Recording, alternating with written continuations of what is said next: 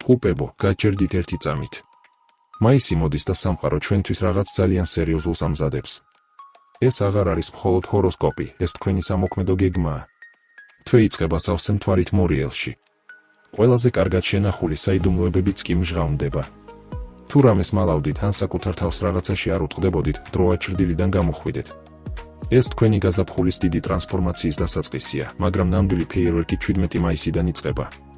ჩვენი მმართველი პლანეტა მერკური შემოდის ტყუპებში. ეს იმას ნიშნავს, რომ მომდევნო 2 კვირა თქვენი გონება სრული დატვირთვით იმუშავებს. გინდათ გარიგების დადება? ვინმეს მოხიბლა? თუ ახალი პროექტის დაწყება? ახლა თქვენი დრო, იმიტომ რომ 20 მაისიდან მზით ჩვენთან გადმოდის.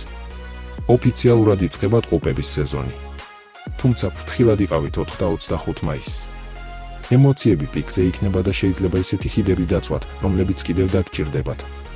გახსოვდეთ, ამ თვეში ჭადრაკს ვთამაშობთ და არა შაშს. ყოველი ნაბიჯი გათვალეთ.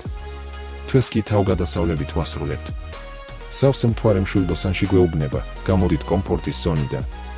აბა ტყუპებო, ვინ ხართ მზად ამ გიჟური მაისისთვის? დამიწერეთ კომენტარებში თქვენი დაბადების რიცხვი და ვნახოთ, რამდენი ვართ.